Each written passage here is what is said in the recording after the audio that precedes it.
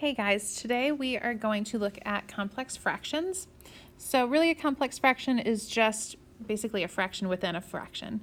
So if you remember that a fraction bar is really just a division sign, that's basically all we're doing is just dividing with fractions, but we're setting it up as a fraction. So this is still proportions. We're still trying to solve using those equivalent fractions. So the first thing we need to do is when we read our problem, kind of think about what the rate is and then what it is we're trying to solve for.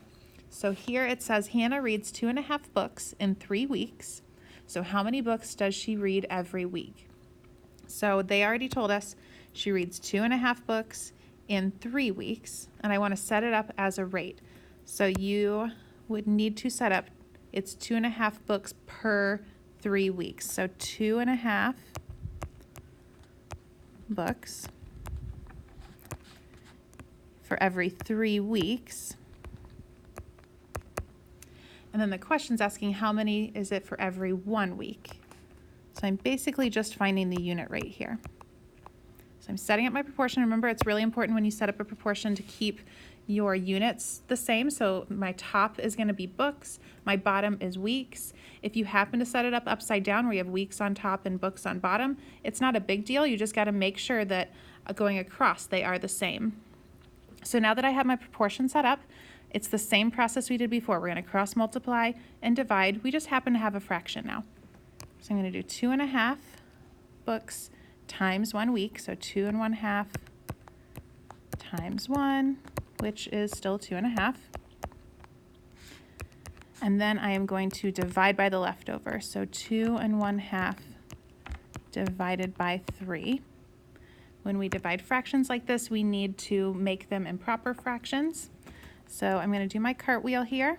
2 times 2 is 4, plus 1, this is 5/2, divided by 3 over 1. And then remember, we do keep, change, reciprocal. So I'm really going to change this to 5/2, change to multiplication and reciprocal. So flip this over to be 1/3. And then we just multiply straight across. So 5 times 1 is 5, 2 times 3 is 6. So we can read 5/6 of a book in 1 week. All right, so for number 2, same idea. It says in 1/4 hour, Josiah can jog 1 1/3 miles. We want to find his average speed in miles per hour. So on the last one, it was kind of easy because we just did the 2.5 and then the 3. That's the same way it was written, but it's not always going to be written in the right order. So when I look here, really I'm looking at the question. It wants me to find it in miles per hour.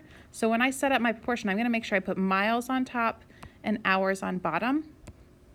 So here, Josiah can run 1 1/3 miles in 1/4 of an hour. Okay, and then they're asking me the average speed miles per hour, so how much for every 1 hour? Again, I'm just basically finding the unit rate for this.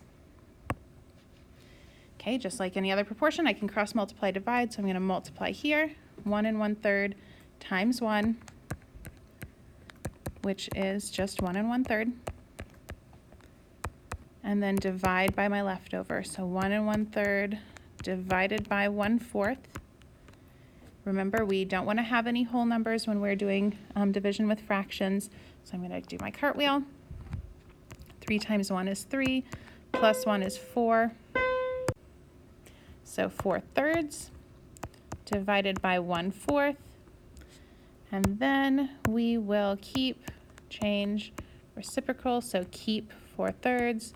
Change it to multiplication, reciprocal, so flip it upside down to be 4 over 1.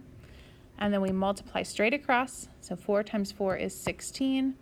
3 times 1 is 3. And then this is an improper fraction. We're going to want to go ahead and change that to a mixed number. So 3 comes out of 16 5 times, with 1 left over, so 5 1/3. So that means he can run 5 1/3 miles in 1 hour.